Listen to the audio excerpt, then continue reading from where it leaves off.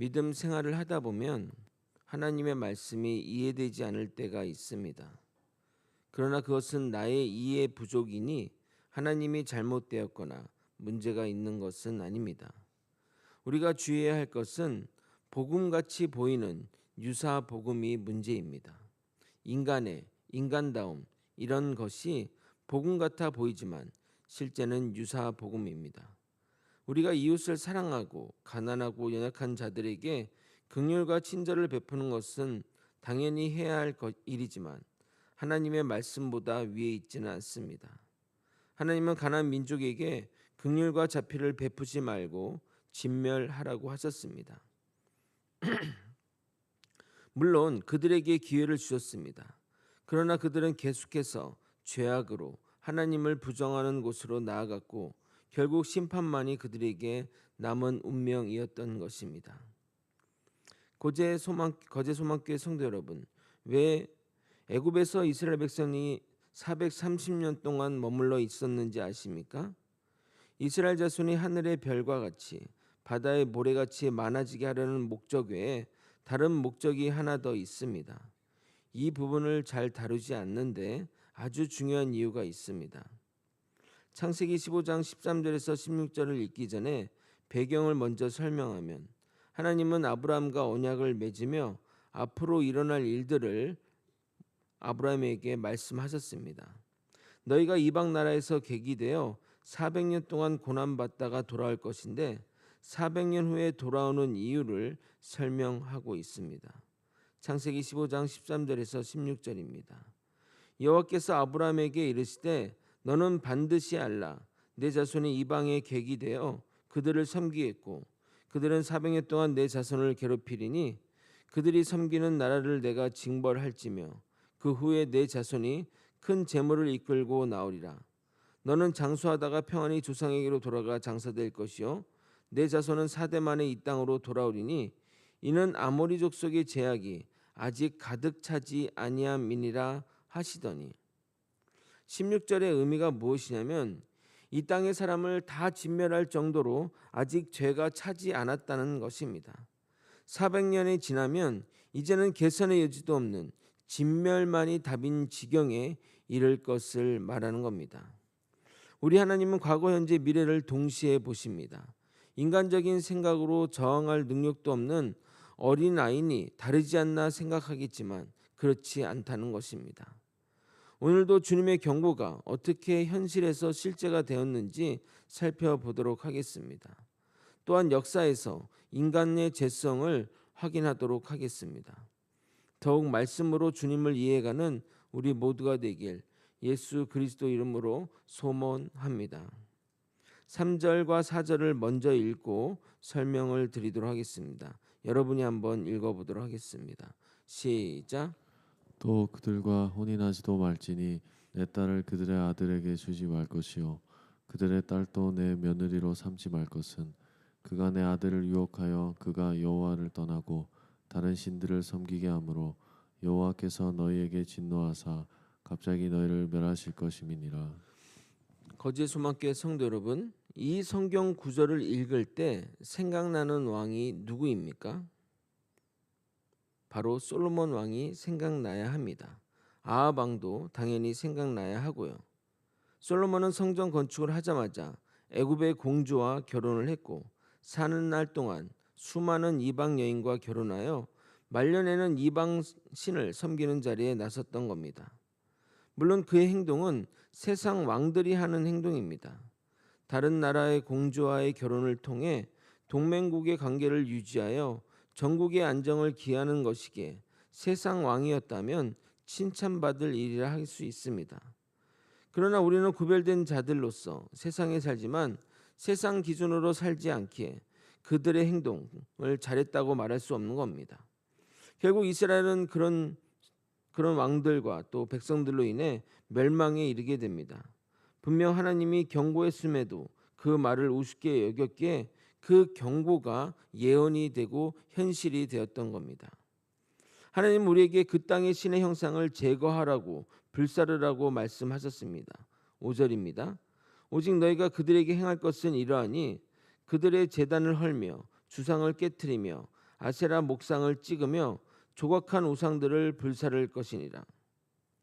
그러니까 그 땅에 가서 그 민족들을 진멸하고 그 땅이 섬기고 있던 우상들이나 그런 조각이나 형상들을 다 제거하라고 명령했습니다. 그러나 이것 또한 지켜지지 않았고 이스라엘 멸망 때까지 이 아세라상은 이스라엘에 존재했습니다. 남유다 요시야 왕 때까지 아세라상이 존재했음을 성경은 증거하고 있습니다. 열왕기하 23장 14절입니다. 왕이 또 석상들을 깨뜨리며 아세라 목상들을 찢고 사람의 해골로 그곳에 채웠더라. 왜 이들이 하나님의 말씀을 지키지 않는 것일까요? 그렇게 경고하고 조심하라고 했는데도 말입니다. 이스라엘 사람이라면 종교심이 강한 자들 아닙니까? 가나안 땅의 죄악이 그렇게 깊은 것임을 이것으로 우리는 알 수 있는 것입니다. 우리 안의 인생 가운데 가장 큰 기적은 우리가 예수를 믿은 것입니다. 여러분이 성경의 말씀이 믿어진다는 것은 정말 놀라운 일입니다. 많은 이들이 성경의 말씀을 믿지 않습니다. 세상적으로 잘 나가는 사람도, 정말 똑똑한 자도, 엄청난 부자도, 매우 높은 지위를 가진 자도 예수를 믿지 않는 자들이 넘쳐납니다. 그런데 그 가운데 우리가 믿고 있으니 얼마나 이런 놀라운 일이며 얼마나 축복받은 일입니까? 우리는 주님이 선택한 자들입니다. 여러분의 의지로 믿게 된 것이 아니라 전적인 하나님의 은혜이며 이것을 깨달은 자는 정말 주님께 범사에 감사하지 않을 수 없습니다. 하나님은 이스라엘 백성에게 이렇게 말합니다. 내가 너희를 나의 백성으로 삼은 것은 너희가 뛰어나거나 인구가 많거나 잘나서가 아니라고 이야기하고 있습니다. 6절과 7절을 여러분이 한번 읽어보도록 하겠습니다. 시작. 너는 여호와 내 하나님의 성민이라. 내 하나님 여호와께서 지상 만민 중에서 너를 자기 기업의 백성으로 택하셨나니 여호와께서 너희를 기뻐하시고 너희를 택하심은 너희가 다른 민족보다 수요가 많기 때문이 아니니라. 너희는 오히려 모든 민족 중에 가장 적으니라. 그러니까 하나님은 별 볼 일 없는 이들을 하나님의 자녀로 삼았습니다. 마찬가지로 우리 또한 아무것도 아닌데 하나님의 자녀로 삼아 주셨습니다. 이것이 실로 엄청난 복이라는 겁니다. 그런데 왜 하나님은 우리를 택하셔서 주의 복된 길로 인도하시는 것일까요? 바로 하나님이 우리를 사랑하시기 때문입니다.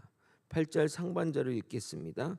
여호와께서 다만 너희를 사랑하심으로 말미암아. 하나님이 우리를 사랑하시기 때문에 우리를 택했다는 겁니다. 찬송가 가사 중에 이런 가사말이 있습니다. 아, 하나님의 은혜로 이 쓸데없는 자 왜 구속하여 주는지 난 알 수 없도다.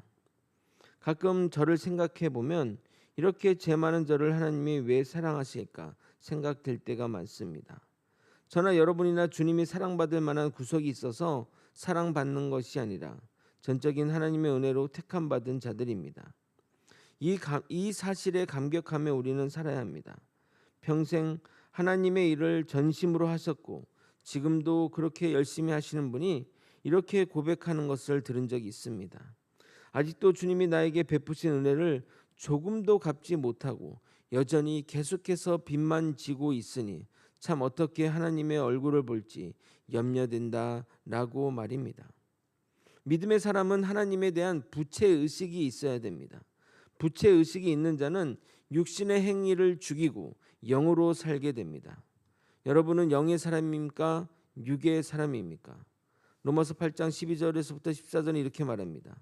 그러므로 형제들아 우리가 빚진 자로되 육신에게 져서 육신대로 살 것이 아니니라. 너희가 육신대로 살면 반드시 죽일 것이로되 영으로서 몸의 행실을 죽이면 살리니 무릇 하나님의 영으로 인도함을 받는 사람은 곧 하나님의 아들이라. 그러니까 우리가 성령의 인도함을 받아 육체의 정욕을 멀리하고 주님이 우리에게 명령하신 대로 지켜 산다는 것은 그 자체가 여러분이 하나님의 아들이라는 것을 증거하는 것입니다. 이스라엘 백성이 왜 또 택함 받았을까요? 바로 조상들에게 맺으신 그 언약을 맹세를 지키기 위해서입니다. 8절 후반절입니다. 또는 너희 조상들에게 하신 맹세를 지키려 하심이로 말미암아 자기 권능의 손으로 너희를 인도하여 내시되 너희를 그 종되었던 집에서 애굽 왕 바로의 손에서 속량하셨으니. 하나님, 우리가 보통 하나님을 신실하신 하나님이라고 표현합니다. 이 신실하신 것은 약속한 것을 지키시는 하나님이라는 뜻입니다. 그래서 주의 백성과 맺은 언약을 철저히 지키십니다. 그래서 하나님은 우리의 하나님이 되시는 겁니다. 그러나 이것은 상호 쌍방의 언약입니다. 우리를 택하신 것은 전적인 하나님의 은혜지만 하나님이 계속해서 우리에게 언약을 지키시고 인자를 베푸시는 것은 우리가 말씀대로 살아야만 가능한 것입니다. 우리를 택하심이 은혜인 것이지 죄 지어도 은혜 안에 거한다는 것으로 생각해서는 안 된다는 겁니다. 많은 이들이 여전히 죄 가운데 있으면서 나는 하나님을 믿으니 구원받았다고 착각을 합니다. 하나님이 베푸신 은혜는 애굽에서 속량하신 것까지입니다. 그렇게 약속하셨기 때문입니다. 그러나 우리가 다른 신을 섬기며 여전히 죄악 가운데 살면 그 약속은 깨어지는 것이고 우리는 보호자 없는 자녀가 되는 것입니다. 하나님이 모세를 통해 하시는 말씀을 명심하시기 바랍니다. 9절과 10절을 읽고 설교를 마무리하도록 하겠습니다. 여러분이 한번 읽어보도록 하겠습니다. 시작. 그런즉 너는 알라 오직 내 하나님 여호와는 하나님이시요 신실하신 하나님이시라. 그를 사랑하고 그의 계명을 지키는 자에게는 천대까지 그의 언약을 이행하시며 인애를 베푸시되 그를 미워하는 자에게는 당장에 보응하여 멸하시나니 여호와는 자기를 미워하는 자에게 지체하지 아니하시고 당장에 그에게 보응하시느니라. 말씀을 정리하겠습니다. 하나님은 모세를 통해 출애굽 백성이 가나안 땅에 들어가기 전에 확실하게 경고의 메시지를 전달합니다. 그들을 진멸하고 가나안 족속과 결혼하지 말고 그들의 우상을 제거하라고 했으나 이스라엘 민족은 말씀대로 행하지 않았습니다. 하나님은 우리를 택하셔서 애굽에서 종되었던 것에서 속량하심으로 하나님이 약속하신 것을 지키셨는데 우리는 여전히 죄악 가운데 머물며 죄악의 본성에 따라 살아갈 뿐입니다. 결국 경고의 말씀대로 보응을 받아 멸망의 길로 갔습니다. 우리는 이 성경이 주는 교훈을 따라 이런 어리석은 절차를 따라서는 안 될 것입니다. 하나님은 우리에게 이렇게 말씀하십니다. 11절입니다. 그런즉 너는 오늘 내가 내게 명하는 명령과 규례와 법도를 지켜 행할지니라. 명하는 규례를 어제 지키거나 미래에 지키라고 하시지 않습니다. 바로 오늘 지키라고 명령하십니다. 고민하지 말고 머리 굴리지 말고 딴 생각하지 말고 오늘 하나님의 규례를 지키시는 저와 여러분이 되시길 예수 그리스도 이름으로 축원드립니다. 아멘. 기도하시겠습니다. 하나님 아버지, 하나님의 은혜로 선택받은 자, 하나님의 신실하신 약속을 기억하며 하나님의 그 약속대로 우리 또한 하나님의 명령과 규례를 지키는 그 자리로 나아가도록 도와주시옵소서. 하나님의 은혜에 감격한 아버지 그 기쁨만 누릴 뿐이고 하나님의 말씀을 전혀 지키지 않으면서 여전히 그 은혜를 누리고자 하는 그런 패역한 백성이 되지 않게 도와주시고 하나님이 하나님의 말씀을 지키는 자에게 천대까지 인애를 베푸신다는 이 사실을 믿고 온전히 주님의 말씀대로 살아가는 우리가 되게 도와주시옵소서. 아버지, 우리는 성령의 사람입니다. 죄악의 본성을 따르지 않고 영의 생각을 따라 육체의 정욕을 없애고 오직 영의 생각, 주님의 생각대로 따라갈 수 있도록 인도하여 주시옵소서. 이 모든 것 우리의 생명 되시는 예수 그리스도 이름으로 기도드리옵나이다. 아멘.